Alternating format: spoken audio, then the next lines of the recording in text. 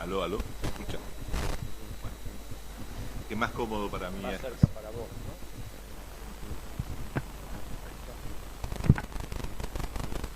Ahí Bueno, buenas tardes a todos y a todas. En primer lugar, un agradecimiento al Centro de Formación, Marxista, que ha hecho esta invitación tan interesante para exponer algunas razones del golpe de Estado en Chile acontecido hace 40 años atrás.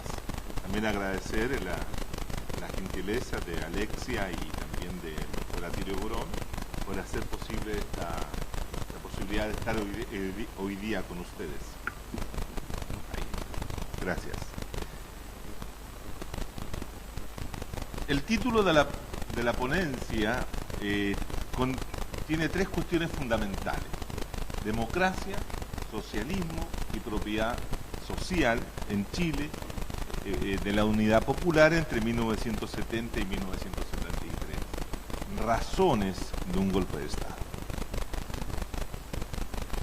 Si ustedes revisan la literatura existente sobre el golpe de Estado en Chile, la literatura de las ciencias sociales, la literatura de la ciencia política, de la historia, de la sociología política, que se ha producido casi inmediatamente después del golpe de Estado en Chile para buscar las explicaciones de por qué razón se provocó la crisis de supuestamente una de las democracias más duraderas del continente. Chile gozaba hasta 1973 de ser una de las democracias más estables y longevas del continente, conjuntamente con Uruguay y con Costa Rica. Se hablaba de las tres grandes democracias latinoamericanas, ¿no? Y cuando se busca la explicación, la mayoría de los autores, ya sea de izquierda, de centro político, por llamarlo de alguna forma, y de la derecha, todos coinciden en un punto: la responsabilidad del proceso que llevó al derrumbe de la democracia en Chile fue responsabilidad de los partidos políticos. Y la explicación se centra fundamentalmente en el comportamiento de los partidos políticos en un sistema de partido amplio, multipartidista, de fuertes contradicciones, y por lo tanto, al no haber acuerdos políticos, que había sido la tónica a lo largo del siglo XX chileno, esto provocó el derrumbe de la democracia. Y hay alguna tesis más arriesgada, como las tesis de un sociólogo muy famoso en Chile y también en América Latina, como es Tomás Munián y Manuel Antonio Garretón, que llegan a sostener que si la Unidad Popular, que era un conglomerado de partidos políticos de izquierda integrado por el Partido Socialista, el Partido Comunista, el Movimiento de Acción Popular Unitaria, MAPU, la izquierda cristiana y más un sector del Partido Radical ya en proceso de descomposición o un proceso de decadencia, formaban la Unidad Popular, si ese conglomerado de partidos hubiera hecho una alianza política con el centro político que lo representaba la democracia cristiana, en la lectura que uno puede hacer de esa tesis de Munián y Garretón, la democracia chilena no habría sufrido el derrumbe que sufrió en 1973. Es decir, el derrocamiento del gobierno de Salvador Allende, según estos analistas, centraba o pasaba por el tema del funcionamiento del sistema de partidos. De no producirse esa situación de polarización en el sistema de partidos, la posibilidad de haber mantenido la democracia en Chile habría sido de larga duración. Esta tesis, que surge a los 5 años o 3 o 4 años del golpe de Estado, 1973, el libro que plantea esta tesis es de 1979, es decir, aproximadamente 6 años después de la situación, tiene un correlato también en los planteamientos que hace otro cientista político, en este caso Arturo Valenzuela, en un libro que se llama La quiebra de la democracia en Chile, que sostiene de que el sistema de partido había sufrido, ¿cierto?, un deterioro del centro político, en este caso la democracia cristiana, y al perder el centro político, ¿cierto?, su capacidad de articular alianzas con la derecha o con la izquierda, había provocado, ¿cierto?, el derrumbe de la democracia. Es decir, la mayoría de las explicaciones que existen hasta el día de hoy en Chile sobre el quiebre de la democracia, el derrumbe de la democracia en Chile, tiene que ver con el sistema de partidos. Y tiene que ver con el juego político que ello implica. Esta tesis, que se ha levantado y es una tesis ya clásica y aceptada por la mayoría de los analistas hasta el día de hoy, no ha sido puesta en tela de juicio, no ha sido puesta en discusión. No, nadie quiere entrar a explicarse de otra manera lo que ocurrió en Chile en 1973. Es más, cuando se celebran las conmemoraciones de lo que es el golpe de Estado, cuando llega el 11 de septiembre de todos los años, más que de hablar de la unidad popular del año 70 al 73, de lo que se habla es de lo que vino después. Lo que vino después es la sociedad producida por ese golpe de Estado. Entonces se habla de la sociedad pinochetista, se habla de lo que pasó, cómo se reconstruyó, la nueva fase de acumulación del capital, etcétera, etcétera. Entonces, el golpe de Estado termina comiéndose, si ustedes quieren, a la unidad popular. Desaparece la unidad popular porque toda la preocupación se centra en lo que pasó después del 73. O, si ustedes quieren más, cuando se quiere analizar lo que ocurrió, se hace a través de una práctica que es el testimonio histórico. Entonces la pregunta fundamental, ¿qué es lo que estaba haciendo usted el 11 de septiembre de 1973? El día martes 11 de septiembre, a las 8 de la mañana, a las 9 de la mañana, ¿usted escuchó las últimas palabras del presidente Salvador Allende? Entonces todo pasa a ser un testimonio acerca de lo que se vivió el martes 11 de septiembre, en la mañana, en la tarde y días posteriores. Entonces el testimonio nuevamente se come a la unidad popular. Nadie explica qué pasó durante los 3 años de gobierno de la unidad popular.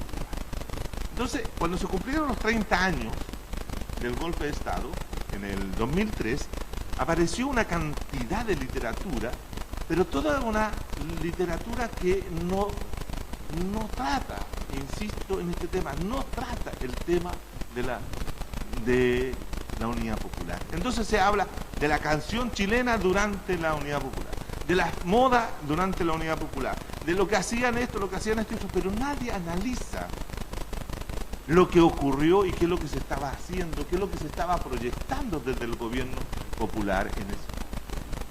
Eso está totalmente oscurecido. Porque a nadie le interesa en Chile tratar el tema de la unidad popular. Libros recientes, por ejemplo, un texto muy interesante de Julio Pinto, donde un historiador que se llama Cuando hicimos historia. Cuando hicimos historia es un libro que reúne a historiadores jóvenes, es decir, personas que están pisando los 40, 45 años, de ese tipo de juventud estamos hablando, pero se plantean a escribir cosas, por ejemplo, sobre el Partido Socialista, sobre el Partido Comunista, sobre el MAPU, sobre el MIRS, etcétera, pero no analizan el gobierno. Hay una ausencia del análisis propiamente tal, ¿no? Cuando hicimos historia es cuando qué historia estaban haciendo los partidos, pero no qué historia estaba haciendo la unidad popular, ¿no? Yo tengo la impresión que sobre la unidad popular hay un silencio, hay una suerte de censura, no abierta, no explícita, pero sí está ahí presente en no tocar uno de los temas fundamentales de lo que la unidad popular intenta realizar entre 1970 y 1973. Y ese tema tiene que ver con la propiedad. La propiedad. Tiene que ver con la propiedad de los medios de producción. Tiene que ver con una cierta concepción de lo que la sociedad chilena y los sectores populares, fundamentalmente los sectores trabajadores, los sectores estudiantiles, los pobladores, etcétera, el mundo popular, tenía como concepción del socialismo. Y para esto, para entender esa concepción del socialismo, hay que entender la forma como se gesta y se desarrolla el proyecto popular en Chile. Y ese proyecto popular en Chile surge a finales del siglo XIX, comienzo del siglo XX, y se proyecta como la idea de que el socialismo es la expresión máxima de la democracia. Es decir, la democracia tiene un punto máximo de llegada y ese punto de llegada es el socialismo. Entonces, socialismo y democracia están fuertemente ligados en la concepción del mundo popular. El socialismo y esta democracia socialista, si ustedes quieren, tiene otro elemento. Es fundamentalmente colectiva. Por lo tanto, se plantea contra el individualismo. Es una creación colectiva. La gente reunida, los sujetos, los individuos, todos juntos, construyendo la historia.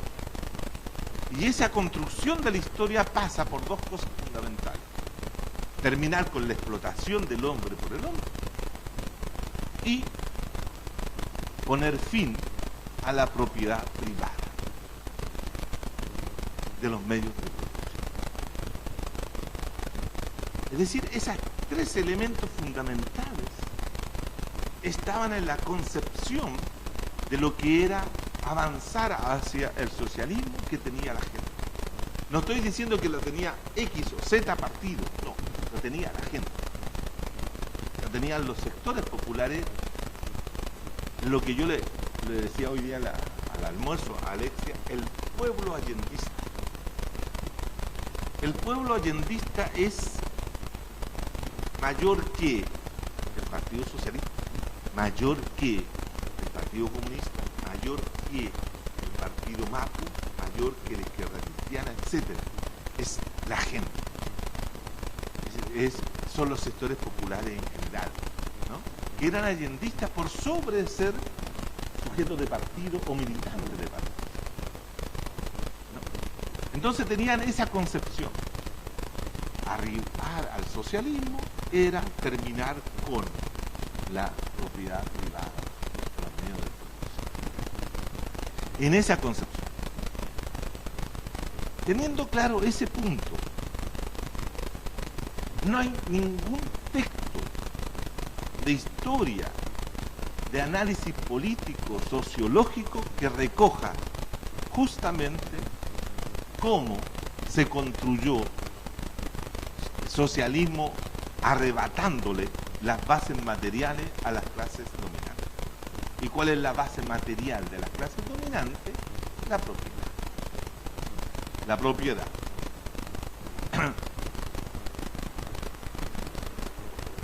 Por lo tanto, en vista de esa ausencia, yo escribí un libro que repara justamente ese vacío, que busca, ¿cierto?, decir cómo se hizo el proceso de construcción de la propiedad social. Y resultó este libro, que tengo aquí en mi mano, que se llama La frontera de la democracia. El derecho de propiedad en Chile de 1925 a 1973. Este libro, que fue publicado, para mí pesar, fue publicado un año después del momento mismo de los 30 años, o el 2004, por lo tanto, ustedes saben que en una sociedad como la sociedad chilena, que es una sociedad profundamente mercantil, y todas las situaciones que ocurren en Chile se viven en torno al mercado. Entonces, editar un libro en el 2003 era el momento de mayor auge, porque el libro iba a salir en el momento en que todos estaban hablando del acontecimiento aquel que eran los 30 años de la Unidad Popular. Por lo tanto, el libro iba a tener mayor difusión. Sin embargo, como ocurrió un año más tarde, nadie estaba interesado en difundirlo, porque ya el acontecimiento de los 30 años había perdido visibilidad y ya no era negocio. Y hay que plantearlo de esa forma, porque en Chile las cosas se miden a través de esa forma, a través del mercado. Entonces ya el libro pasó a ser parte de la bibliografía de los estudiantes en mis cursos, etcétera, ¿no? Pero ya no tuvo lo que yo quería era que tuviera un impacto en la discusión entre los analistas, en que yo estaba revertiendo aquellas tesis principales del juego. Cosa que no. Ahora estoy esperando de que ahora, como vienen los 40 años, ¿ya?, para que salga y ya hablamos con LOM para que le hagan una reedición, ¿es cierto?, así con nueva tapa y todo lo demás, para ver qué suerte corre ahora en ese sentido. No una suerte mercantil, no estoy hablando de eso, estoy hablando de que se ponga en discusión la tesis central. ¿Cuál es la tesis central del libro? La tesis central del libro tiene una particularidad. Sostiene que el golpe de Estado en Chile no tiene como causa única o exclusiva el tema del funcionamiento del sistema de partidos, sino que la causa última del golpe, como diría Althusser, ¿cierto?, en última instancia, lo que determina, lo que condiciona la acción del golpe de Estado tiene que ver con la defensa del derecho de propiedad por parte de las clases propietarias nacionales como internacionales. Si algo estaba haciendo la Unidad Popular en Chile era estar, lo que yo sostengo, expropiando las bases materiales del poder de las clases dominantes. Si ustedes le quitan el poder a las clases dominantes, le quitan la base material, quedan sin nada. Se derrumba. Y eso es lo que estaba ocurriendo en Chile.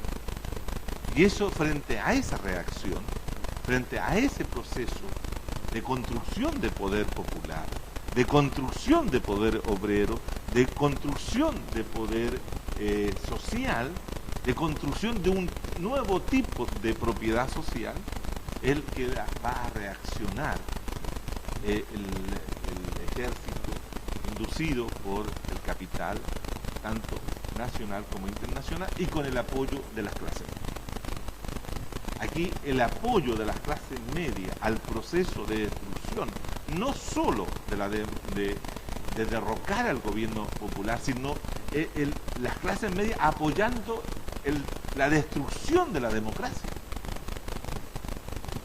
Porque era la democracia que se había logrado en Chile lo que había permitido que llegara al gobierno la Unidad Popular.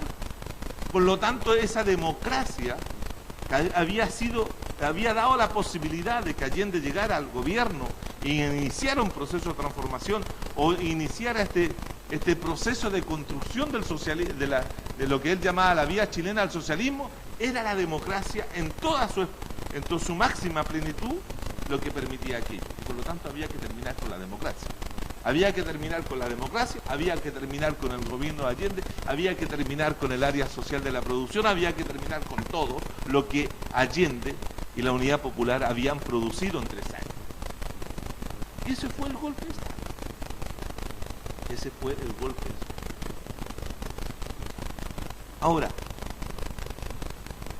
el proceso de lo que yo denomino la democratización del derecho de propiedad, en Chile no lo inicia la Unidad Popular, sino que el proceso de democratización del derecho de propiedad en Chile lo inicia el gobierno de la democracia cristiana. Y lo inicia en 1967, cuando dicta la ley de reforma agraria. Pero antes de eso se había producido un hecho fundamental y central. En 1967, en enero de 1967, el presidente Eduardo Frei Montalva promulga la reforma constitucional al artículo 10, inciso 10, artículo A, de la Constitución Política del 25, en la cual establecía las protecciones constitucionales al derecho de propiedad. Cuando Frei Montalva realiza esa modificación a la Constitución Política de 1925, lo que hace es sacarle las protecciones, los candados que impedía, por ejemplo, la expropiación de terrenos o de propiedades en función de utilidad pública. ¿Por qué? Porque la Constitución de 1925, siguiendo la normativa de la Constitución Política de 1833, había establecido que para cualquier intento de expropiación por parte de la autoridad estatal se requería, primero, una ley, segundo, el pago de una indemnización a los dueños en valor de mercado de la propiedad. Es decir, cuando se quería hacer alguna reforma agraria, o cuando se buscaba hacer la reforma agraria en Chile, no se podía hacer porque no se tenían los instrumentos legales para hacerlo, porque para tal efecto se requería una ley que permitiera hacer la expropiación, y luego de la ley tener que pagar a los expropiados, ¿cierto?, en valor de mercado, y no de acuerdo al valor de impositivo, porque todos estos, los señores de la tierra, siempre tenían las propiedades devaluadas y por lo tanto pagaban muy bajos impuestos, y si tenían que el Estado indemnizarlo por el valor que tenían ellos declarado, recibían 3 pesos, ¿no? Pero si lo hacían a precio de mercado, iban a recibir mucho más. Entonces, eso era una cierta protección del derecho de propiedad. En las sociedades capitalistas, el derecho de propiedad está protegido por diversos candados institucionales que impiden el uso, ¿cierto?, de manera expropiatoria, ¿cierto?, por parte de la ciudadanía de aquello.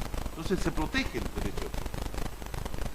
Y en este caso se tenía la protección del derecho de propiedad en Chile que impedía, ¿cierto?, la realización de la reforma agraria. En enero del 1967 se realiza tal efecto, se lleva a cabo tal, y permite entonces iniciar el proceso de democratización de la propiedad. Fíjense ustedes que hay un dato que hay que tenerlo siempre presente. Las democracias liberales, las democracias representativas, la socialdemocracia igualmente, siempre se constituyeron en el siglo XX a partir de un elemento fundamental: en el respeto de parte de los sectores populares o los sectores trabajadores o del trabajo de la propiedad. El estado del bienestar, el estado social socialdemocrático, fue un estado que negoció un elemento central en el capital con el movimiento obrero. ¿Cuál fue la negociación? Nosotros le respetamos derechos, aceptamos sus derechos, derecho a sindicarse, derecho a un salario justo, derecho a una vivienda digna, derecho a la educación, derecho a esto, derecho, todos varios derechos. Pero ustedes renuncian a aspirar al derecho a la propiedad, tanto de la empresa o de cualquier otra cosa. Esa fue la transaca impone, ¿cierto?, la socialdemocracia y que logra, ¿cierto?, el capital darse una estabilidad política durante 40, 45 años en el mundo a partir de ese acuerdo. Se reconocen los derechos de los trabajadores, reconocen los derechos de los ciudadanos a cambio de la renuncia a no disputar el derecho de propiedad de los medios de producción. Y esos son muchos pactos de dominación que se hacen también en América Latina durante las 30, 40. Se hacen distintos pactos de dominación en la cual, ¿cierto?, se establecen los límites perfectos de donde puede llegar el cambio político. El cambio político, por ejemplo, en América Latina siempre estuvo establecido en el campo,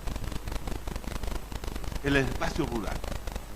Es decir, quienes colocaban el límite de los procesos de modernización económica, social, capitalista en América Latina fueron las clases agrarias, las poderosas clases agrarias terratenientes que colocaban un límite. Nosotros podemos aceptar el desarrollo industrial, podemos aceptar las industrias, pero ustedes no nos tocan el campo. No nos tocan las poblaciones que viven en el campo. Esos acuerdos están en todas partes. Ustedes revisen la historia de América Latina y van a encontrar esos acuerdos. En el caso chileno, ¿cierto?, se hizo eso a comienzos de la década, a finales de la década de los 30, comienza la década del 40, con el gobierno del Frente Popular. El gobierno del Frente Popular, integrado por el Partido Radical, el Partido Comunista y el Partido Socialista, en la cual, ¿cierto?, para crear la Corfo, la Corporación de Fomento, e imponer y desarrollar el proceso industrial, deciden, ¿cierto?, suspender todo el proceso de sindicalización campesina y de la reforma agraria que el propio Frente Popular se había propuesto. La razón eran los votos que le iban a entregar los partidos de derecha al proyecto de la creación de la Corte. Entonces, en ese momento se deja intocado el agro. Por lo tanto, no se puede actuar sobre ese espacio que era un coto vedado para los partidos de izquierda o de centro izquierda, porque ese era ahí donde tenía el caudal electoral la derecha chilena. Después de 1967, ese caudal electoral ya deja de pertenecer, porque se inician los procesos de expropiación, en la creación de los asentamientos campesinos, comienza la reforma agraria. Y la reforma agraria tiene esa virtud de liberar, de emancipar, si ustedes quieren, de alguna forma, al campesino. Ya, no solamente al campesino, a los campesinos, a las campesinas, a los chiquillos del campo, a todos, los libera. Fíjense ustedes que en el año 1967 habían cerca de 3.000 personas sindicalizadas. Al final del gobierno de la Unidad Popular, cuando se da el golpe, la sindicalización en el espacio agrario era de cerca de 130.000 campesinos sindicalizados. Es decir, expresando a través de la organización su poder social. De manera que eso también significaba de que el campesino se transformó en un actor político tremendamente importante en el periodo, que copaba, ¿cierto?, los espacios de poder que antes lo había tenido la oligarquía. Pero no solamente el avance de la democratización del derecho de propiedad estaba en manos de los campesinos, sino también los pobladores. A partir del año 1957, 58, 59 en adelante, surge en Chile un gran movimiento de pobladores, de gente sin casa, que inicia una de las actividades más importantes en el proceso político chileno, que es la toma de terrenos. Se comienzan a tomar la propiedad, tanto pública como privada. ¿Para qué? Para construir ahí su casa donde vivir, donde habitar la ciudad. Y van a surgir a lo largo y ancho de todo el país lo primero que se llamaron poblaciones callampas, y después se les pasó a llamar poblaciones campamentos, o poblaciones populares, o poblaciones, ¿cierto?, donde vivía la clase trabajadora, la clase popular, los sectores populares en general. Santiago se llena de campamentos. y que tienen una distribución estratégica porque van a copar las comunas del Barrio Alto, Providencia, Vitacura, Las Condes, La Reina, Ñuñoa, es decir, se distribuyen en todos los sectores de las comunas, tanto medias como altas. Eso es bien interesante porque hay una planificación política también detrás de eso, que ve que el copamiento de la ciudad no puede ser solamente en un margen, sino que tiene que estar en todos los lugares posibles. Y eso también crea lo que tanto temía la clase dominante, que era el poder popular, el poder de los pobladores. Manuel Castel, antes que se dedicara a hacer estos estudios de redes, ¿te acuerdas? Hacía justamente estudios del movimiento popular urbano chileno, la lucha de clases en las poblaciones, ¿no? Entonces, esto estaba demostrando de que la propiedad estaba siendo arrasada, si ustedes quieren, por la propiedad privada, arrasada en una concepción social de la propiedad. No era solo una idea que venía desde el gobierno en este momento de la democracia cristiana, sino que también había una acción social directa de los trabajadores, pobladores, etcétera, campesinos, de tomarse las cosas. Entonces, cuando llega el momento de la Unidad Popular plantea un programa que era un programa más revolucionario que todos los demás programas que había presentado la Unidad Popular, que antes se llamaba el FRAP y anteriormente el Frente de Chile, y plantea, entre las cosas medulares, es que hay que crear un área social de la producción.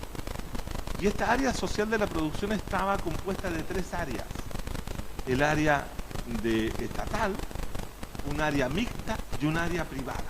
Es decir, la Unidad Popular no tenía en mente un proceso total y completo de expropiación de la propiedad de los medios de producción y pasarlo todo al Estado. No. Tenía la concepción de que había que desarrollar estas 3 áreas de la producción: un área mixta, un área estatal y un área privada propiamente tal. Sin embargo, había una concepción que era tremendamente importante, que había que expropiar todas aquellas industrias que tuvieran una actitud de monopolio y por lo tanto que tenían que ser traspasadas al área social de la producción. El programa de la Unidad Popular contemplaba la expropiación o estatización o nacionalización de 91 empresas. De 91 empresas, no más. De las más grandes empresas existentes en el país. 91 que eran empresas que pertenecían obviamente a las grandes transnacionales, fundamentalmente del capital norteamericano, etcétera, como por ejemplo la ITT, como las empresas del cobre, que estaban en manos de capitales norteamericanos. Entonces, la idea fundamental era expropiar aquello. El primer año de gobierno, que es el año 71, Allende hace uno de los actos más importantes, que es la nacionalización de las riquezas naturales del país, y especialmente representada, ¿cierto?, en la nacionalización del cobre, y lo hace, ¿cierto?, con el apoyo total y completo del poder legislativo, es decir, tanto se dice la derecha como el centro político, la democracia cristiana, votaron a favor de la nacionalización del cobre. Cabe señalar un detalle, siempre esto se dice, votaron en forma unánime. Sí, votaron unánime todos los que estaban en la sala, porque la derecha no estuvo en la sala. ¿Ah? La derecha no concurrió ese día al Congreso Pleno, y por lo tanto los votos de la democracia cristiana, el componente democrático cristiano, más los votos de la izquierda, permitieron la aprobación unánime, claro, de todos los que estaban, pero la derecha no es que haya estado presente y haya votado. También se quedó afuera esperando que votara lo otro y después entró. Esto siempre se plantea, se dice unánimemente, pero no se tiene el cuidado de hacer este alcance, porque da la impresión de que la derecha también, el Partido Nacional de la época, estuvo de acuerdo con la nacionalización del cobre. No estaba de acuerdo, pero tampoco lo hizo Olitas y tampoco se opuso, porque obviamente que oponerse era mal visto en el momento. Sin embargo, esa fue la única ley de nacionalización que pasó sin mayores problemas, pero cuando se quiso hacer otras, ya no se pudo hacer. Porque la democracia cristiana comenzó a establecer una oposición en términos legislativos a cualquier intento de construir esta área social de la producción. Y habían dos importantes senadores que ahora ya han fallecido, pero que eran en ese momento muy destacados miembros de la democracia cristiana, que era Hamilton y Fuentealba, Renan Fuentealba y Hamilton, los dos que se crearon todo un mecanismo constitucional para oponerse a la creación del área social de la producción. Y el proyecto que había mandado Salvador Allende en los primeros días del año 71, comenzó a vivir una zozobra legislativa de ir y venir, porque no se ponían de acuerdo nunca sobre cómo hacer esa área social de la producción. ¿Por qué razón esa zozobra? Porque la Unidad Popular no tenía mayoría parlamentaria. Era minoría en el Parlamento, tanto en la Cámara de Diputados como en la Cámara de Senadores. Y eso le impedía, ¿cierto?, hacer pasar la legislación que buscaba de manera rápida, ágil, en ese sentido. Entonces, ¿qué es lo que pasó? Los trabajadores, el mundo popular comenzó a observar esta situación de entrampamiento, de estancamiento, de disputas internas en el legislativo que no hacía avanzar el proceso, que no permitía avanzar el proceso en la perspectiva que los trabajadores, como les decía, lo sentían. Es decir, para ellos construir socialismo, avanzar hacia el socialismo, era hacerse dueño de las empresas. Y veían, ¿cierto?, que no pasaba eso, y que las empresas seguían en manos de los antiguos dueños y los patrones estaban ahí, y ellos no podían hacerse cargo de ese proceso. Miren, fíjense ustedes que no fue una acción de gobierno lo que le va a permitir a los trabajadores pasar a una ofensiva frente a la construcción del socialismo, sino que la oportunidad se la dieron los mismos patrones. ¿En qué sentido? Los patrones que obviamente que eran anti-Unidad Popular totalmente, los empresariados chilenos, tanto de la banca, de la industria, del comercio, de cualquier lado, estaban contra Allende, masivamente, mayoritariamente.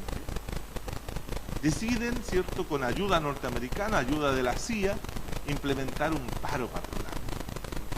Y desarrollan lo que es el paro patronal de octubre de 1972. Y es un paro patronal. Ustedes, los argentinos, han vivido paros patronales, así que no les tengo por qué explicar lo que significa un paro patronal. Y ese paro patronal, ¿cierto?, genera casi una detención de todas las actividades económicas del país. Pero no se logra hacerlo porque la reacción por parte del poder popular, el poder de los trabajadores, fue total y completa. ¿Qué es lo que hicieron los trabajadores? Si había que distribuir, se tomaron los camiones, se tomaron los ferrocarriles, se tomaron todo para empezar a hacer distribución. Si tenían que producir y traer las cosas del sur, ahí iban a buscar al sur. Y lo otro fundamental, se tomaron todas las empresas posibles que tenían que tomar.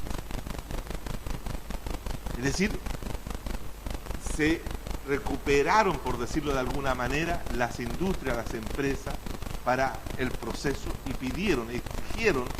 exigieron al gobierno popular que las pasara al área de la producción social de la producción.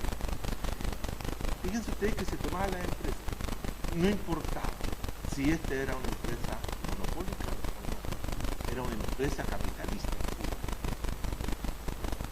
Era una empresa que podía tener 200 trabajadores, podía ser una empresa que podía tener 50 trabajadores. Pero la construcción del socialismo pasaba porque ellos tenían que dirigir el proceso de producción. Y sacaron a los patrones a patadas de su empresa y las transformaron en empresas del área social de la vida. ¿Qué significó aquello? Significó que en Santiago, por ejemplo, donde se concentraba la gran cantidad de industria, se crearon los cordones industriales. Se desarrollaron los cordones industriales. Y ahí ustedes, yo no tengo un mapa, deberíamos mostrar Santiago, pero Santiago tenía cordones, el cordón Cerrillo, el cordón Vicuña Maquena, el cordón Independencia, el cordón Maipú, todo Santiago estaba, ¿cierto? Y Atilio conoce Santiago y sabe perfectamente, cordón Independencia, lleno de cordones industriales donde los trabajadores tenían el control de la ciudad. Tenía el control de la ciudad. Y con esa fuerza fue de los trabajadores, no solamente Santiago, sino también Valparaíso, también en Concepción, etcétera. En todo donde había industria, esas industrias pasaban a manos de los trabajadores. Y aquí vino una primera gran contradicción, estimados. El gobierno popular dijo, a través de Allende, todas las industrias que fueron tomadas durante el paro patronal tienen que ser devueltas, tienen que devolverse a sus legítimos, comillas, legítimos dueños. Y se generó una disputa, un antagonismo entre el gobierno y la base social de ese gobierno, en la cual, cierto, llegaban los ministros, incluso llegaban los dirigentes de la Central Unitaria de Trabajadores a conversar con los dirigentes de los cordones industriales, a conversar con ellos para decirles que esa industria tenía que pasar de ser devuelta, y los trabajadores lo impedían o se resistían o sentían de que lo que le estaban imponiendo era injusto. Y entre octubre, noviembre, diciembre del 72 y el periodo del golpe, septiembre, hubo esa disputa entre la cúpula dirigencial de gobierno de Salvador Allende y la base social, que era fuertemente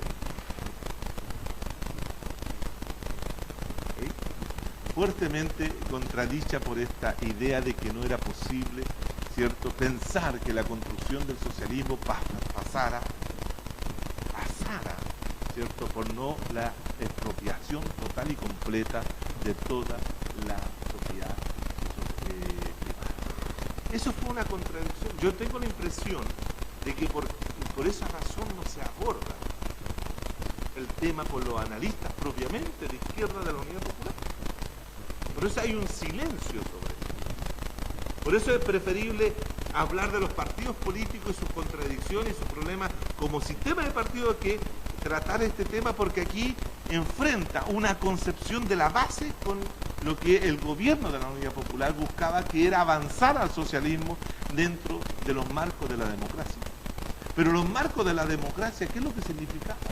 Significaba tener que encontrar, ¿cierto?, las mayorías parlamentarias que le permitieran, ¿cierto?, aprobar la legislación que creara o que desarrollaba al máximo el área social de la producción, y eso nunca lo permitió la derecha. Es más, en agosto de 1973, el presidente Allende decide porque el presidente tiene facultad legislativa en Chile, o tenía en ese momento, y ahora también la tiene. El presidente tiene capacidad legislativa y tiene capacidad de veto frente a las decisiones que toma el Parlamento, en algunas causas. Decide promulgar la ley que crea el área social de la producción con todos aquellos elementos en la cual habían estado de acuerdo entre la oposición, fundamentalmente la democracia cristiana y la unidad popular, y lo promulga. ¿Cuál fue la reacción de la derecha patronal? La derecha patronal, a través del Partido Nacional, en agosto, a finales de agosto, señaló que el presidente, con la promulgación de la ley que crea el área social de la producción, se pone fuera de la ley y que se atenga a las consecuencias. Que se atenga a las consecuencias, así dice clarito. Porque en el libro está ahí el texto. Eso fue en agosto. En septiembre dieron el golpe de Estado.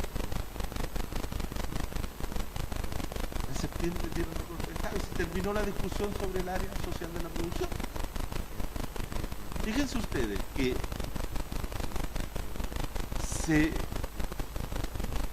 habían para el momento, recuerden ustedes, 91 empresas, era lo que Allende había prometido expropiar, o nacionalizar, o pasar al área social de la producción. En septiembre de 1973, octubre de 1973, cuando comienza el proceso de reorganización nacional, como lo llama la dictadura, habían 500 empresas que eran del área social de la producción. De 91 a 500.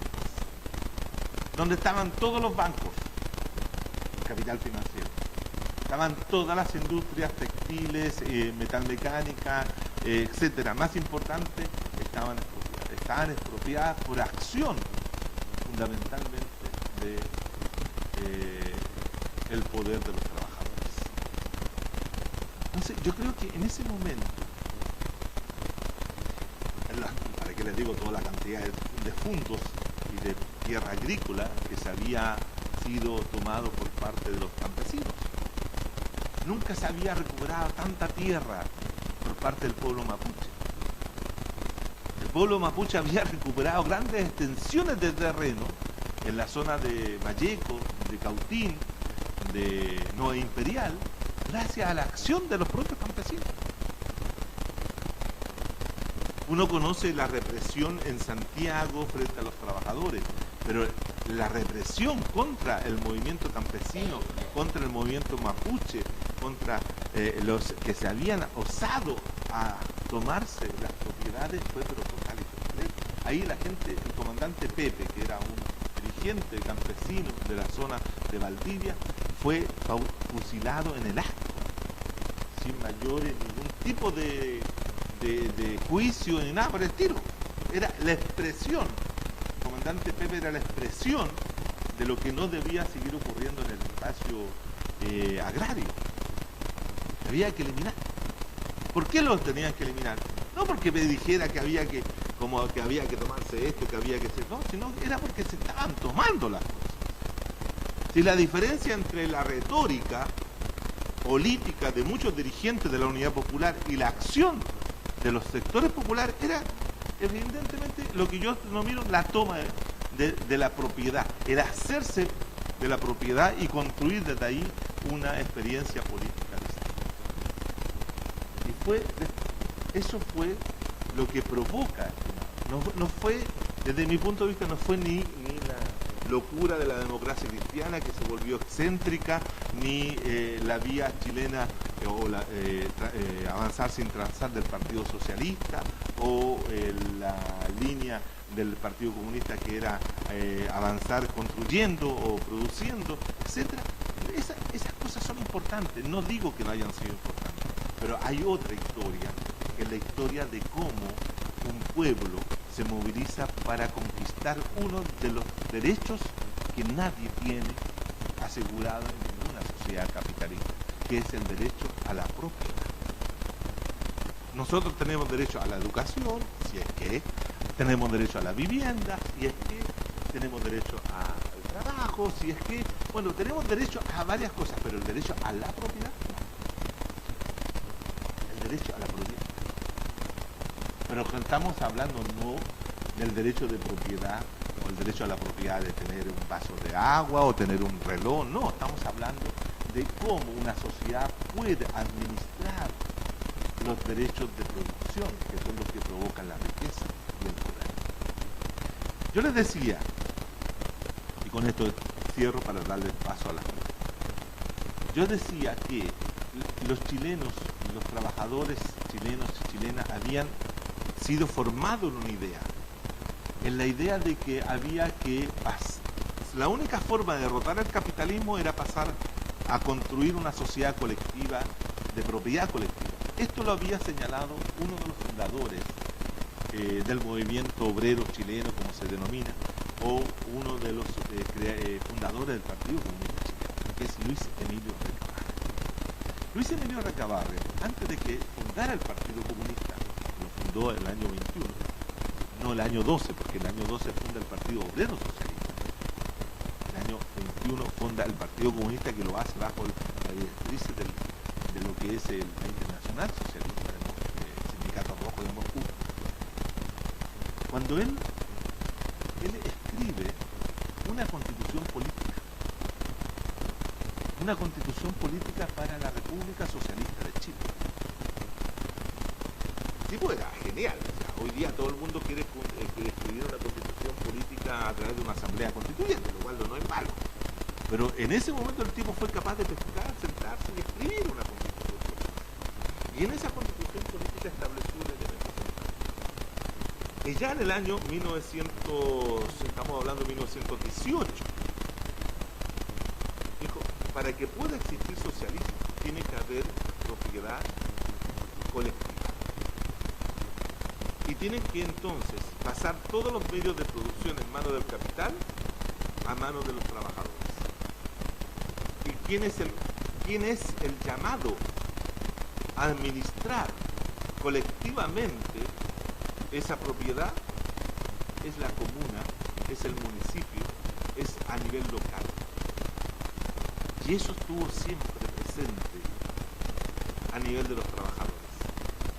Los trabajadores que leían a Recabarren, que escuchaban a Recabarren, que después lo siguieron leyendo o conociendo, siempre estuvieron presentes aquí. Y eso también lo asumieron los socialistas, lo asumieron los comunistas, lo asumieron todo el mundo. Entonces, cuando llegó el momento de hacer socialismo, él dijo, primero organicémoslo localmente. ¿Y cuál fue la organización local? El cordón industrial. La expresión mayor de poder político. Luego se pensó, y después los partidos políticos populares dijeron, bueno, socialismo es sinónimo de... Pero Recabarren había pensado el socialismo como expresión de la comuna, expresión de lo local, expresión de la base social. De ahí se construye el socialismo, desde abajo hacia arriba, no de arriba hacia abajo.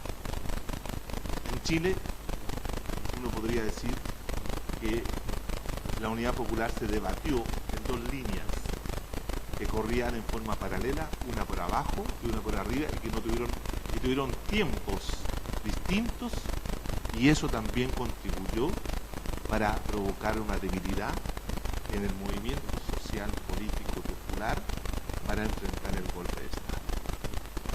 Hay una imagen que yo recojo en el libro que es muy potente, cuando en la plaza de la Constitución, frente a los balcones de la Moneda, después del intento de golpe de Estado del 29 de junio, una muchedumbre le está gritando a Salvador Allende tres cosas, le está pidiendo a gritos tres cosas: que cierre el Congreso Nacional, que abra los arsenales de guerra y reparta armas al pueblo, y que cierre el Mercurio, el diario Mercurio donde se centraba la sedición. Allende les dijo, compañeros, no voy a hacer ninguna de las tres cosas.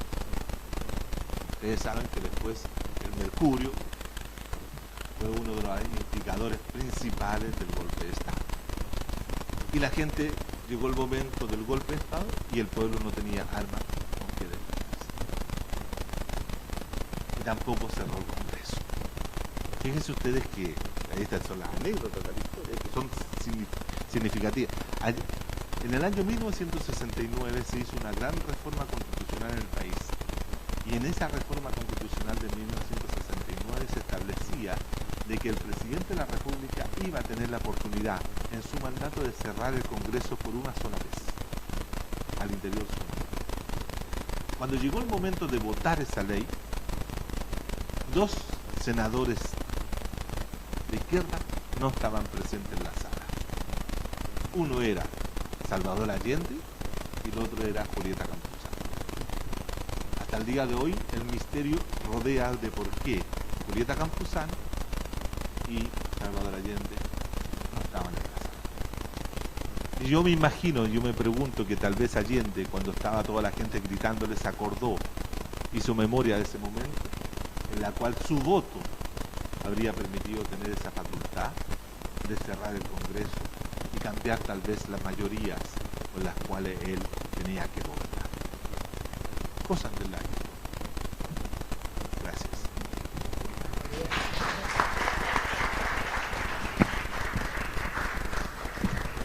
Muchas gracias, Juan Carlos. La verdad, interesantísima toda la exposición.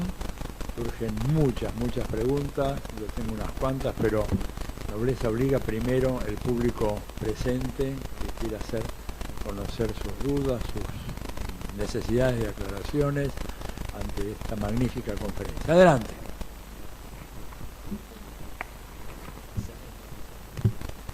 Hola. Bueno, presento, mi nombre es Tomás. Yo Argentina es la mía. Soy chileno.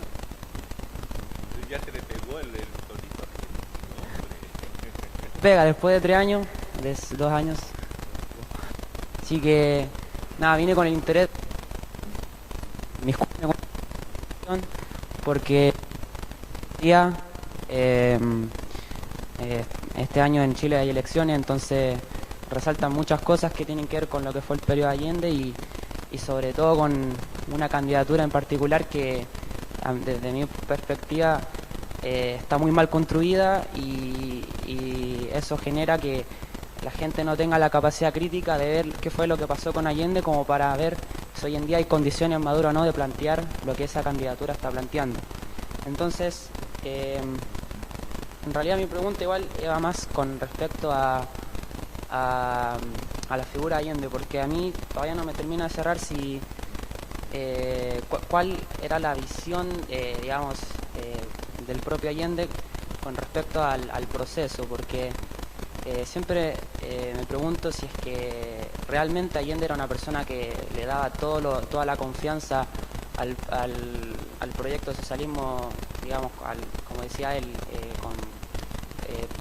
a la empanada chilena y vino tinto, o siempre estuvo, digamos, alerta, o sea, siempre pensó que el golpe iba a ser evidente o no. Entonces, esa pregunta es algo que puede irse a la y cuenta que me parece que no, o sea, apostaba más por la vía institucional, porque justamente le pido a sus funcionarios que vayan a conversar con los dirigentes, etcétera, todo lo que se ve en la batalla de Chile. Entonces, ¿cómo se llama? O sea, mi pregunta es ¿cuál era la visión estratégica y política de Salvador Allende en relación a, digamos, cómo se debería construir el socialismo? Y con esto cierro, como punto aparte, cuando vino le dijo que por favor armara al pueblo porque evidentemente iba a haber un golpe de Estado. Allende no le hizo caso y nada, siguió con las suyas. Así que eso, gracias.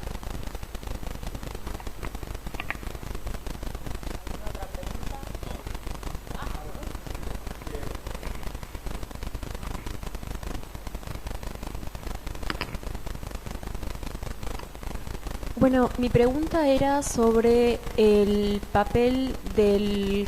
Me estoy saltando una parte. Gracias a FEPMA por haber organizado esto, porque me parece un espacio excelente, y a Juan Carlos por haber venido y por la disertación impecable. Pero mi pregunta era sobre el papel del cooperativismo. Lo veo como un estadio medio entre la toma de los medios de producción por el pueblo. Dos sentidos. Hay una tesis interesante de Sonia Blanco sobre en Brasil, décadas antes, por supuesto, pero como medios de control social de las clases dominantes, especialmente la paulista y la fundación de la Universidad de Agronomía, y cómo se usaron las cooperativas en el agro brasilero para precisamente evitar que los neolibertos tomaran, digamos, decisiones más radicales. Pero por otro lado también puede ser un punto medio, digamos, con una lógica diferente de producción que no es la capitalista y que también implica decisiones directas, digamos, del pueblo, ¿no? Entonces, me preguntaba cuál había sido concretamente el papel de las cooperativas en este proceso.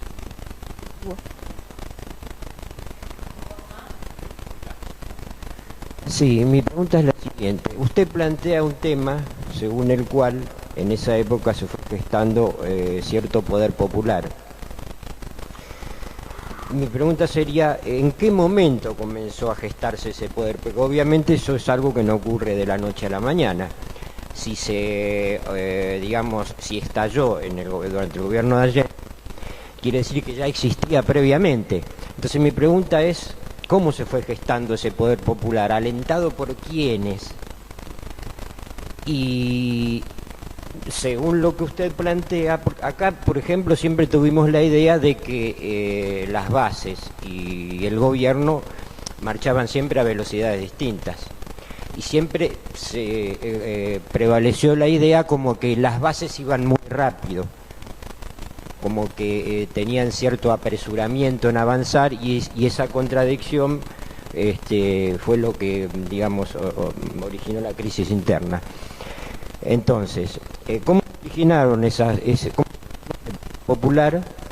Y ¿por qué, si es como usted dice que era tan poderoso ese movimiento, no tuvo la capacidad, aún sin armas, de, digamos, ocupar espacios, salir a la calle y no...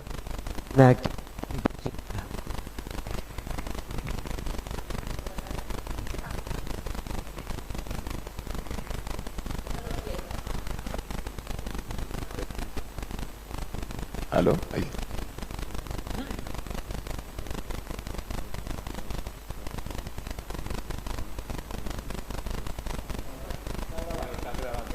Mi pregunta es, en esta contradicción que se genera en torno al gobierno y las bases sociales, ¿cuánto pesa la visión republicana en el sentido masón o a la dirección de Allende a la masonería en la disputa que se genera? O sea, porque Allende intenta institucionalizar la reforma o la vía chilena al socialismo, pero siempre cuidando una visión muy republicana, y apelo a lo que dijiste al final, de este sentido, por ejemplo, del acto de no estar presente en una oportunidad en que hubiera tenido un elemento legal, quizás medio inclusive hasta dictatorial, en torno al cierre o no del Congreso.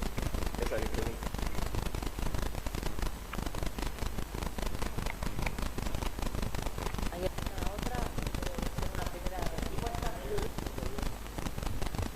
Bueno, las preguntas siempre son motivantes porque ponen ahí por dónde partimos. La del joven chileno de atrás, si no la escuché bien, la primera parte en relación a la famosa candidatura que hacías mención, pero no nombraste nunca. Me imagino que te estás refiriendo a la candidatura de Michelle Bachelet. ¿Sí? No, supuesto que no. Entonces, ¿a cuál candidatura te está? A Marcel Clot. Ya. Bueno. Ok.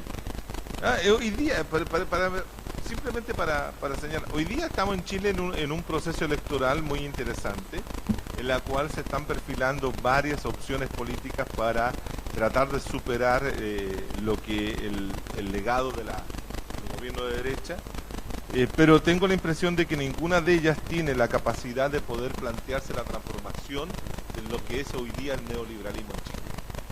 Es decir, todas pueden tener intenciones discursivas de hacerlo, pero no hay esa capacidad política, ni esa capacidad social, ni esa perspectiva para dónde se quiere llevar el asunto. A lo más se podrán hacer algunas reformas muy parciales, pero que todo va a quedar donde mismo. Y todo Marcel Club, Gustavo Ruz y la gente que va por fuera de la concertación tiene las mismas imposibilidades que tiene la propia concertación de ese es el cambio a través de los mecanismos electorales que hoy día existen en este tipo de régimen político democrático existente. A mí no me gusta llamarlo régimen democrático, yo lo llamo régimen autoritario electoral, que es la mejor forma de nombrar a lo que se ha construido en Chile. Es producto justamente, y esto es lo interesante, este régimen político es producto de lo que ocurrió en Chile entre 1967 y 1973, que es el periodo de mayor y más amplia democracia política que en Chile se había tenido. Donde la democracia política dio lugar, ¿cierto?, a la posibilidad de construir democracia social y construir democracia económica. Creo que la democracia política en su mayor expresión, como la logramos en Chile entre ese periodo, es el momento en que el paso siguiente es la democracia social y la democracia económica, que va a ser sinónimo indudablemente de socialismo. Hoy día no están dadas esas condiciones y hay mucho tiempo para recorrer, hay mucho que construir todavía para lograr aquello, ¿no? Ahora, ¿cuál era la visión que tenía Salvador Allende acerca de la construcción del socialismo? Yo tengo la impresión de que Allende siempre fue una persona que consideraba que había que hacer un gobierno popular y nacional de carácter revolucionario, para que pusiera las primeras piedras de un edificio en construcción, y que en ese proceso se iba a ir avanzando de manera gradual, respetando todo el marco institucional democrático, es decir, las libertades democráticas que establecía el régimen político para alcanzar aquello. Y dentro de eso consideraba que era necesario traspasar desde el capital determinadas áreas o determinadas industrias o empresas que eran estratégicas para el desarrollo de un proceso económico independiente y no necesariamente dependiente como lo era en el caso de Chile. Entonces era gradual el proceso que Allende pensaba, y que esto iba a transitar en nuestros primeros seis años de gobierno, entre el año 70 y el 76, y luego iba a continuar con otro gobierno. En ese sentido Allende tenía muy claro, y eso siempre yo tengo la claridad. Allende tenía el pensamiento de que no había que suspender la democracia para hacer y construir socialismo.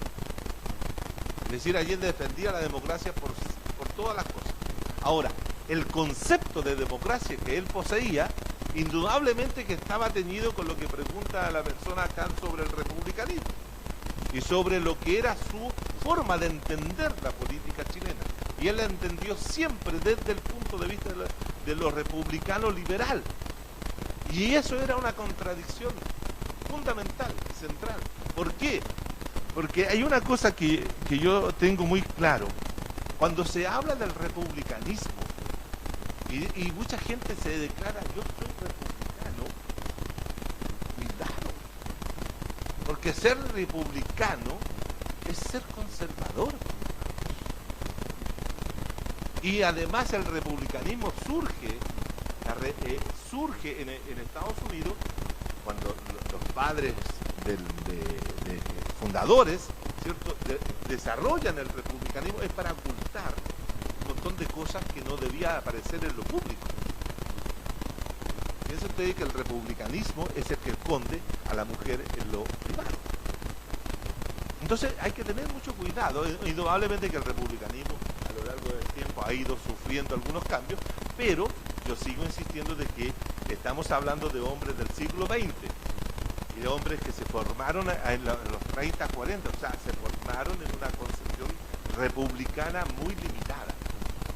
Yo creo que en ese sentido Allende tenía un problema entre lo que él concebía la democracia y lo que era lo que significaba pasar de una estructura no política democrática, sino una estructura económica capitalista a una estructura económica socialista.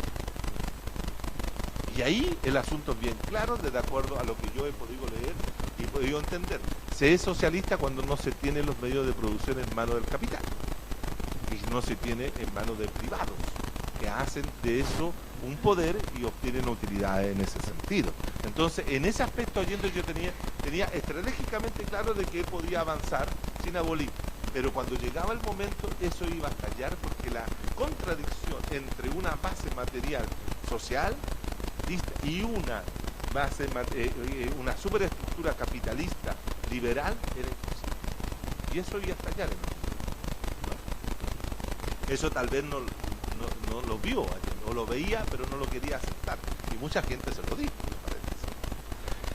Con respecto a la pregunta del cooperativismo, yo tengo la impresión de que en Chile hay una etapa de cooperativista muy fuerte, que es en la década de los 60, que tiene que ver también con la idea del cuestionamiento que surge en la sociedad chilena del derecho de propiedad, de la propiedad privada, de cómo gestar otro tipo de propiedad en la cual las personas, los individuos, los hombres y mujeres pudieran participar en un tipo de propiedad que fuera mucho más colectiva, que se hiciera de manera autogestionada, etc. Y es una etapa que tiene que ver con el periodo de la democracia cristiana. El cooperativismo yo creo que llega a mediados de la década de los 60 y tiene un fuerte impulso con la democracia cristiana, que es una forma también de crear un tipo de propiedad en la cual, cierto, puede ser alternativa a los planteamientos más radicales de una propiedad social en manos de los propios productores. Entonces, en ese sentido cambia. Entonces, en Chile hay un movimiento cooperativista muy fuerte en la década de los 60, pero que es que la propia dinámica social y histórica de la década de los 60 lo supera. Y ya para finales de los 70, para comienzos de los 70, ya el cooperativismo había pasado, comillas, de moda, por decirlo.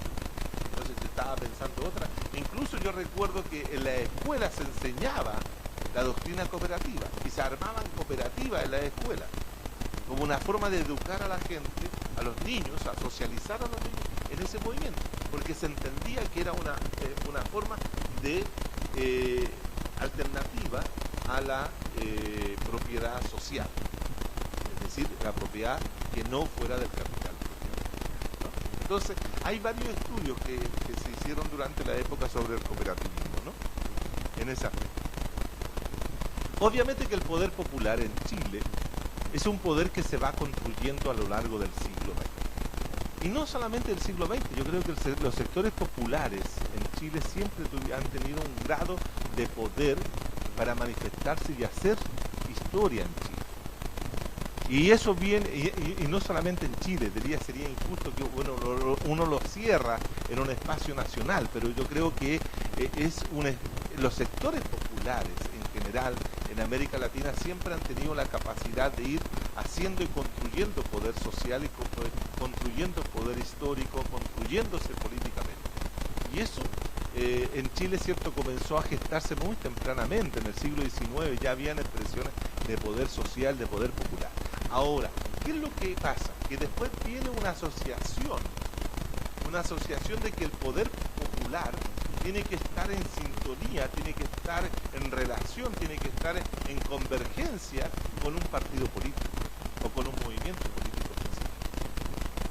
Entonces, ahí es donde vienen otro tipo de relaciones, ahí se establecen otro tipo de contradicciones, ahí se desarrollan otro tipo de problemas que tienen que ver más bien cómo yo concibo el poder de las organizaciones políticas que van a plantearse dentro de una perspectiva popular o dentro de una perspectiva de los trabajadores o lo que sea, ¿no?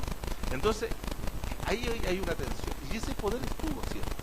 Es decir, los sectores populares comenzaron a cuestionar el tema de la propiedad mucho antes que los partidos políticos lo plantearan. Mucho antes. Con la pura acción directa.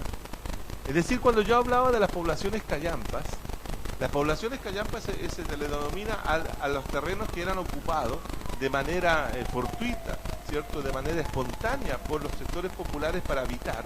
Eso permitía crear organizaciones y de ahí surgía todo un movimiento social popular, ¿no? Y que muy tardíamente algunos partidos políticos le pusieron atención a los sectores populares, pobladores, porque los sectores pobladores, por ejemplo, no estaban dentro de una determinada concepción porque no estaban dentro del aparato productivo, por lo tanto no estar dentro del aparato productivo no eran los agentes del cambio. Por lo tanto los sectores populares, y es más, fíjense ustedes que las poblaciones callampas, las poblaciones eran hechas acciones de las mujeres. Las mujeres eran las que se tomaban los terrenos y que levantaban sus casas. Era una acción femenina. O sea, eran mujeres que estaban así. Pero como la historia, por ejemplo, del movimiento obrero sitúa, ¿cierto?, al sujeto obrero en la producción y en la fábrica y en su lucha, que es la lucha en la producción, la lucha de la reproducción de los sectores populares que estaban en manos de las mujeres, no se estudiaba. Y hoy día se ha estudiado un poco más.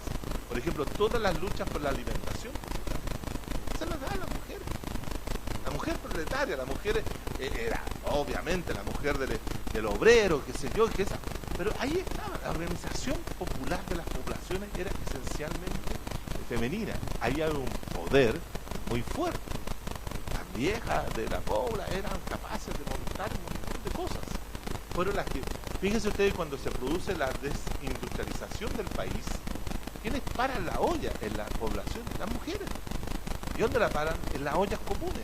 Y eso es un movimiento esencialmente femenino, porque los viejos deprimidos, porque no tenían trabajo, pasaban en las esquinas chupando y se volvían alcohólicos y las mujeres tenían que parar la olla. Es más todavía, porque ese es uno de los elementos centrales, por ejemplo, y me permite hacer esta conexión con lo siguiente. El golpe de Estado no solamente busca la reestructuración capitalista, sino que busca terminar con una clase social específica en Chile, y es terminar con los trabajadores. Es decir, ¿cómo terminaron con los trabajadores?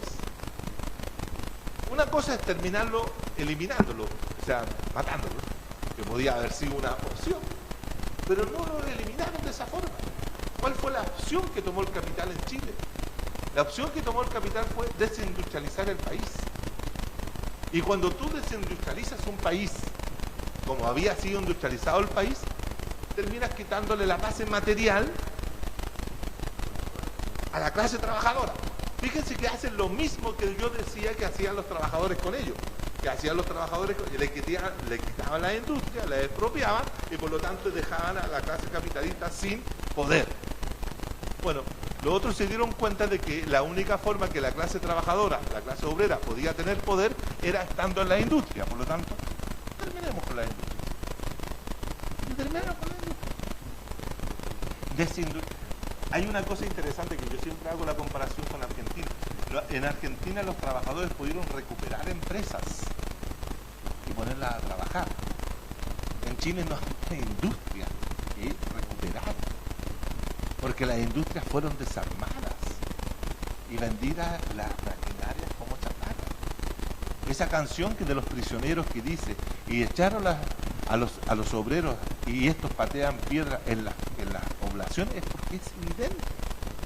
Ustedes van a ver, por ejemplo, la industria Yarur Sumar, que es una de las grandes industrias textiles, que es un elefante blanco. Es decir, está todo ahí, pero no hay trabajadores ni maquinarias, nada. Solamente un recinto donde estaban la industria Yarur Sumar. ¿Qué hicieron los dueños? Los Yarur, que eran los dueños. Bien, dijeron no queremos más trabajadores, no queremos ver más cascos amarillos desfilando en las calles, porque ese era el temor. Entonces vamos a dedicarnos a ser empresarios del capital financiero. Y han extendido el banco BCI, que es el Banco de Crédito de Inversión, uno de los principales bancos de la Plaza de Chile, que es de la familia de los Chávez. Y así, ¿por qué? Porque, ¿qué es lo que hicieron? Eliminaron el poder obrero, eliminaron el poder social, popular, en que se expresaba en la relación capitalista. En la relación, el poder obrero se expresa en la relación capitalista. Sácale la relación y no tenemos.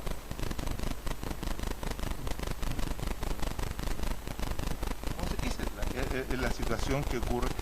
Y el poder era. Claro que hay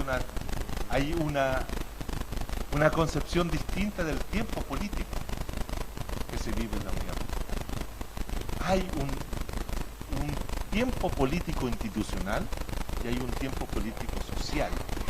Yo tengo la impresión de que los sectores populares, con esa sabiduría, que la sabiduría popular, el saber de la gente, que no se construye leyendo la ideología alemana, ese otro tipo de saber, ese saber, ¿cierto?, sabía perfectamente o intuía que si no aceleraban el paso, el asunto iba a terminar. Y como terminó mal, pues una cosa es se tomaron las empresas, organizaron, han hecho muchas cosas, hicieron en los cordones industriales. Sin embargo, el proceso se tenía que defender con algo. No solamente con salir a la calle con palos de coligüe como se marchaba en esa época, con eso tú ibas a enfrentar un tanque. ¿Por qué la radicalidad del golpe? ¿Por qué el bombardeo de la moneda? ¿Por qué el bombardeo de la casa del presidente? ¿Por qué el bombardeo de las poblaciones? Porque se quería amenazar y dejar sin ninguna posibilidad de movimiento. Entonces, claro, la resistencia, fíjense ustedes que el partido que más hablaba de que venía el enfrentamiento eran dos, el Partido Socialista y el BID. Cuando se tuvo que movilizar el BID, no movilizó más que 500 personas armadas.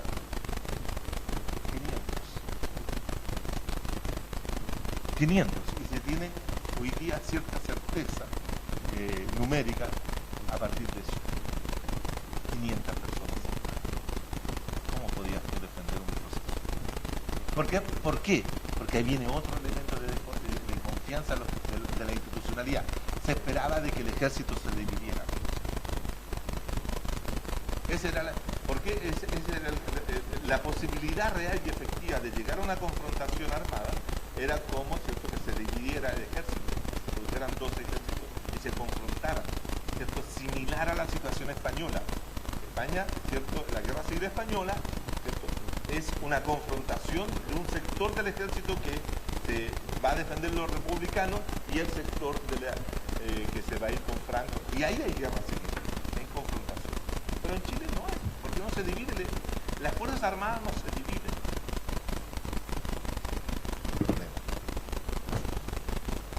Bueno, ya eso, yo creo que ya... Bueno, tengo un par de comentarios más, preguntas y cuestiones tal vez para reflexionar. Excelente la presentación y coincido totalmente con lo que planteás acerca del tema de los errores, de las interpretaciones normales, ¿verdad?, vigentes. Uno de ellos mencionaba Arturo Valenzuela, ¿verdad?, que fue secretario de Estado adjunto para asuntos hemisféricos en los primeros años de Obama, que fue aquel que dijo que el golpe, la tentativa de golpe de Estado en Ecuador había sido no eso, sino un acto de indisciplina policial. Esto ya, digamos, lo pinta de manera muy clara, ¿no es cierto?, como uno de los autores que está en esa visión. Ahora, yo realmente creo que la tesis de fondo del libro es la correcta.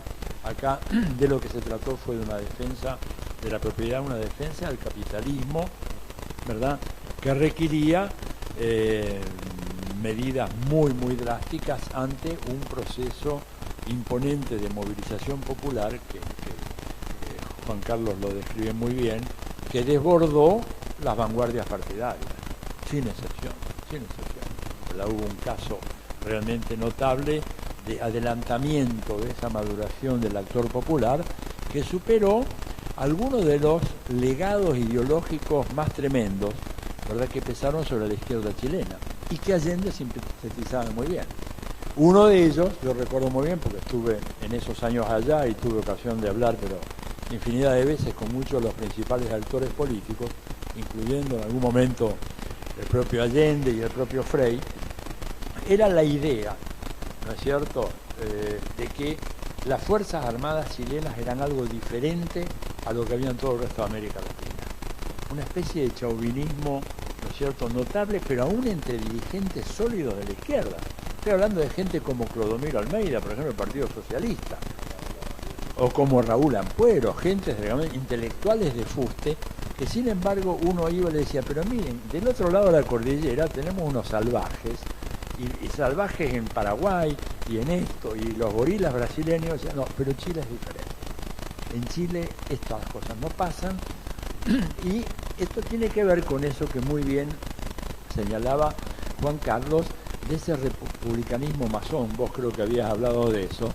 Él, por supuesto, Allende era un masón total, integrado, y heredó esa ideología en los años 20 y 30, que creo que cualquiera de nosotros hubiera estado heredándola, porque frente a eso tenías el fascismo, ¿no es cierto?, de los grupos que dieron origen a la democracia cristiana. Mismo el propio Eduardo Frei Montalva viene de una tradición medio fascistoide, que después la va licuando, pero viene, digamos, del fundamentalismo, del social cristianismo de derecha de los años 30. Ante eso lo de Allende era completamente razonable. O sea, una creencia en las virtudes de la República muy, muy ingenua, que por ejemplo le impidió a él plantearse algo que por suerte la gente de hoy, cuando digo la gente de hoy digo Correa, Chávez, ¿no es cierto?, Evo Morales, no creen más en la institucionalidad burguesa republicana. Y eso es lo que permite que esos gobiernos tengan una base social de sustentación mucho más fuerte. Fíjate vos creo que en uno de tus escritos, creo que en ese, decís que en Chile es un país que tiene 3 constituciones, ¿verdad? 1833, 1925 y la otra la 1980, ninguna de las cuales fue sometida a consulta popular, escrutinio popular o ratificación popular. Y Allende es hijo de todo aquello. Allende creía en la Constitución de 1925 y que había resquicios.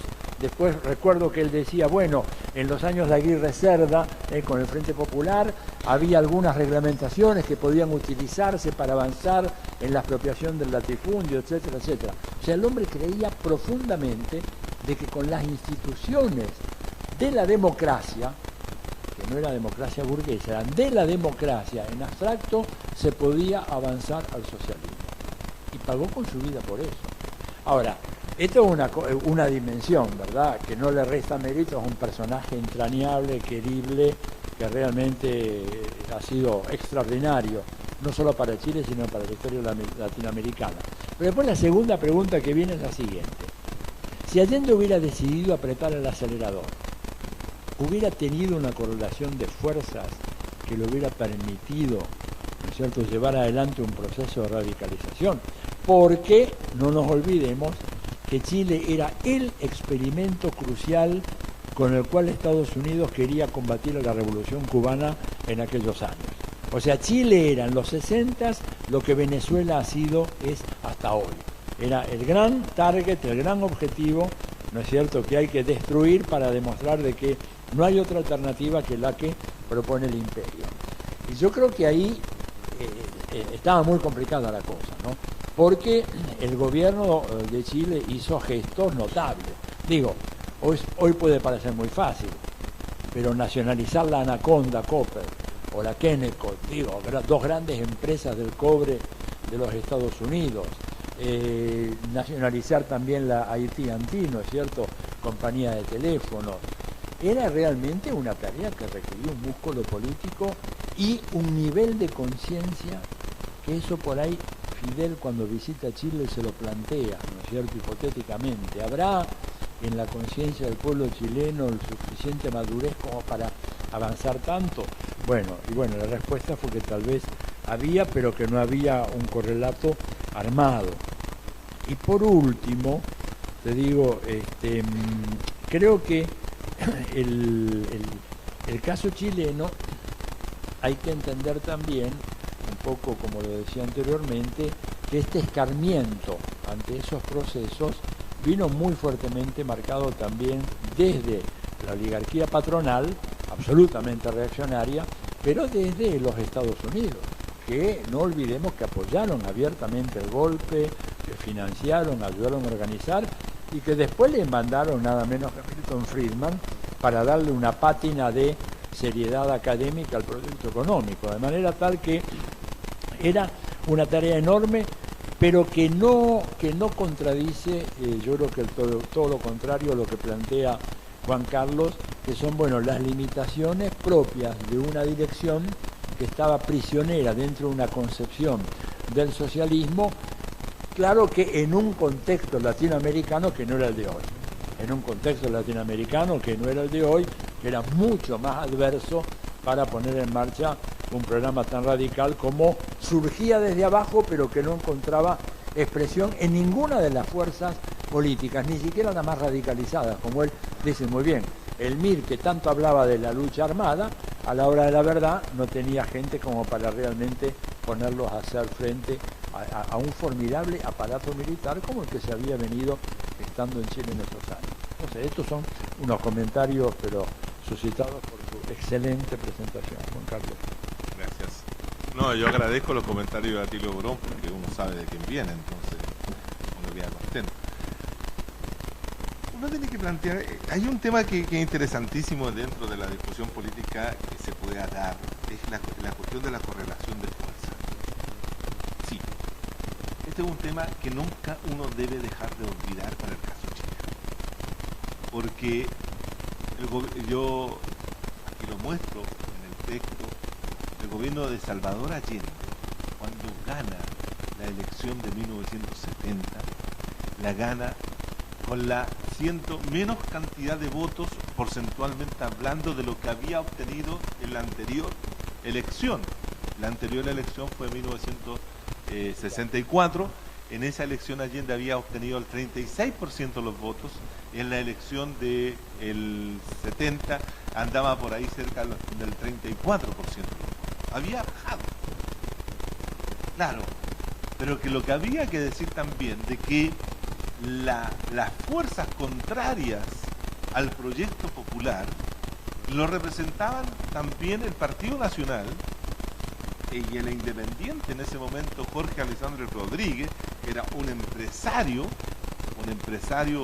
de la industria del papel y de los cartones, de la manufactura, era el dueño de la compañía manufacturera de papeles y cartones que estaba ubicada en la ciudad de Puente Alto, en la comuna de Puente Alto hoy día, pero él era representante de la burguesía industrial nacional.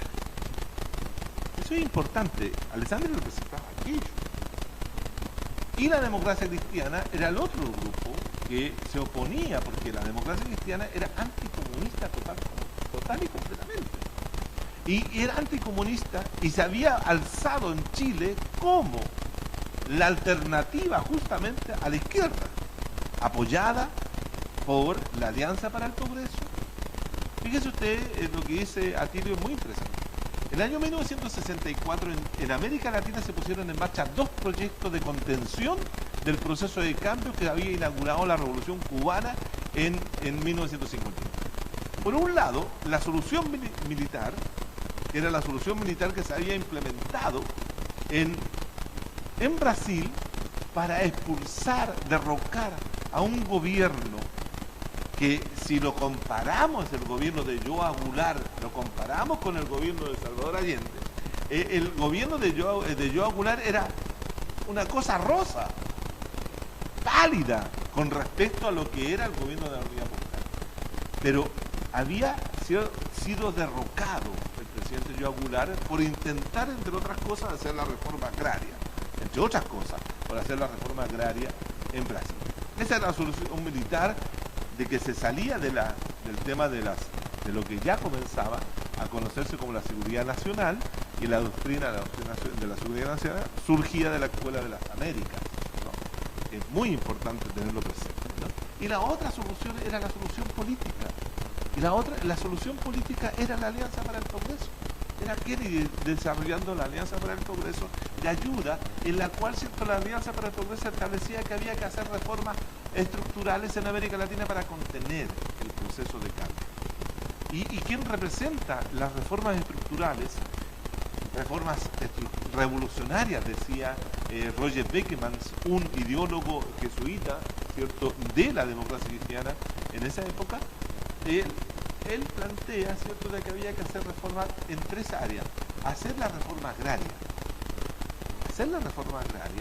hacer una reforma institucional de incorporación, de inclusión de aquellos que no estaban participando políticamente, y hacer reforma de distribución o de que permitiera a la gente mejorar su calidad de vida durante el año. Y por eso vienen los planes. Acuérdense ustedes lo que llegaba la leche, llegaba esto, llegaban alimentos que venían asociados a los planes de la Alianza para el Progreso. Frei representa aquello, pero sin embargo Frei hace algo que tal vez nunca, en la historia siempre hay situaciones que no las piensan, las consecuencias políticas que puede, porque la historia se puede desatar y se abre para distintos lados. Él fue Frei, para poder hacer esa reforma institucional, que era parte para contener el movimiento, tiene que hacer la reforma agraria. Pero cuando hace la reforma agraria toca el derecho de propiedad. Ese es el punto. Y él, sin querer, abre la caja de Pandora. Hace que se inicie todo este proceso a través del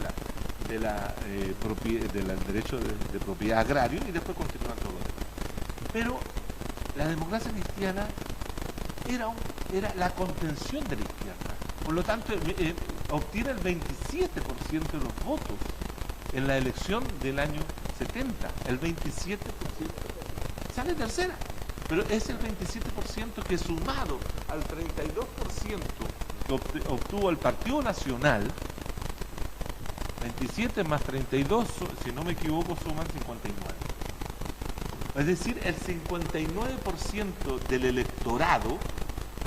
electorado nacional era contrario al proyecto de la Unión. Ahora, cuando uno se pregunta si uno está en el área de los revolucionarios, ¿esos porcentajes son importantes o no son importantes? Si usted me pregunta si son importantes, lo son si estamos batiéndonos en la cancha de la democracia electoral. Pero si yo soy un sujeto que estoy pensando la revolución, y las revoluciones no necesariamente las hacen la gran mayoría, el tema era muy claro. El pueblo era bien, en Chile el pueblo era bien claro quién era el pueblo. No estamos hablando del pueblo así en general, estamos hablando de un pueblo específico, que eran los trabajadores, que tenían mucha claridad de que ellos eran los que tenían que hacer su gobierno y avanzar hacia adelante. Por lo tanto, la correlación de fuerzas, siendo importante, podía ser superada por este proceso de radicalidad de los propios sujetos. Pero lo que sucedió es que unos se radicalizaron para hacer la revolución y otros se radicalizaron para hacer la contra-revolución. Ese es el tema. Las clases medias chilenas se radicalizaron totalmente contra el gobierno popular. Piensen ustedes que, si no me equivoco, Atilio, no había ninguna universidad, por poner un ejemplo, ninguna universidad, salvo quizás la de Concepción, que tenía un rector pro unidad popular. Ni el rector de la Universidad de Chile, era pro unidad popular.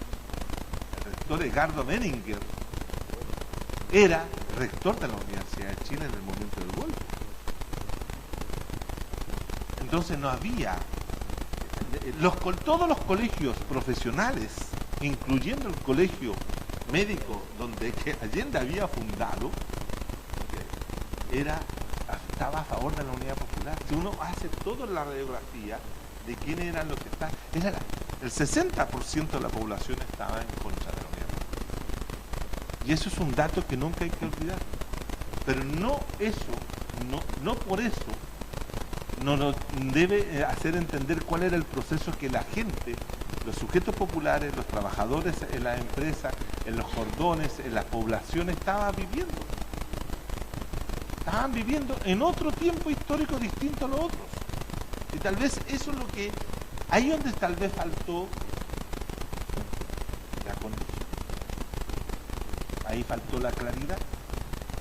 Ahí faltó la idea de que había que frenar el asunto y llevar el asunto por otro lado. No frenarlo, llevarlo por otro lado. Fíjense ustedes que me llegaban y decían, terminemos esto. Hay que devolver las empresas.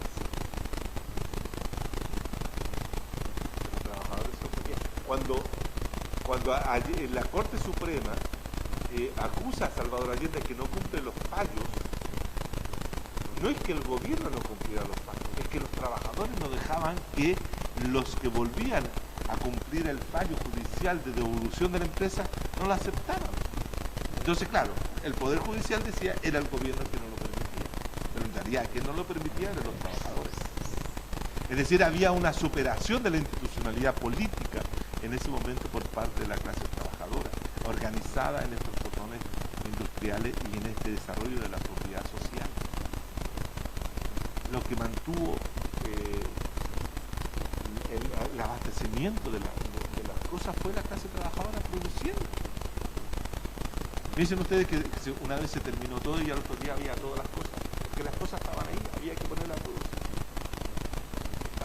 No es que la había que poner, estaba la producción ahí, pero era producto del trabajo de los trabajadores, de los obreros.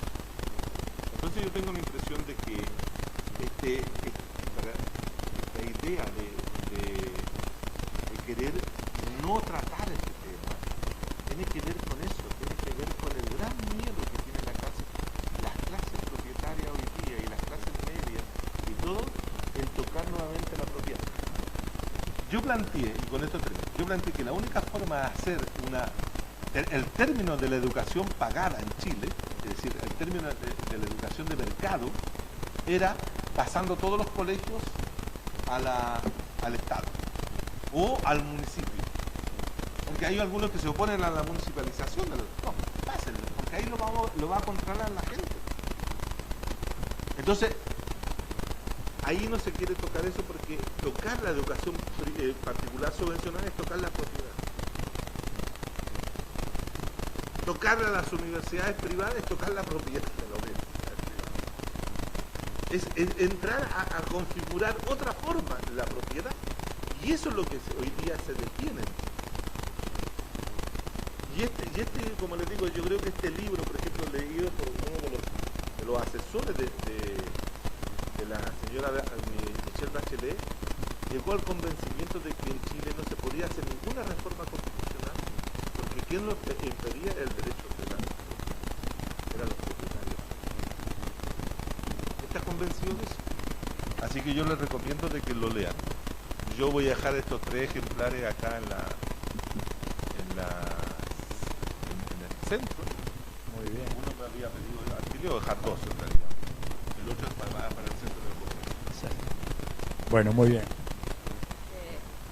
Bueno, Juan Carlos, muchísimas gracias por haber aceptado esta invitación del CEFMA a hablar sobre estas cosas que me parece que como argentinos también nos tendrían que hacer repensar un poco algunas cuestiones que nos atraviesan a nosotros en nuestra política acá. Como dijo Juan Carlos, vamos a tener acá 1 o 2 ejemplares del libro.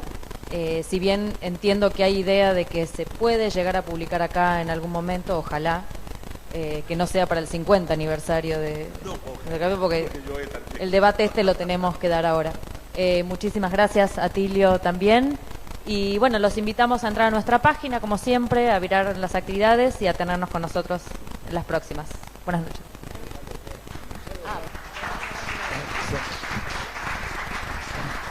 De paso le mando un anuncio adicional, que es que mañana en el Centro Cultural de la Cooperación, aquí en Corrientes 1543, a las 7 de la tarde vamos a tener una conferencia a cargo de Galo Mora. Galo Mora es el secretario general del partido Alianza País del Ecuador, es uno de los más importantes colaboradores del presidente Rafael Correa, y va a estar platicando con nosotros en un conversatorio mañana.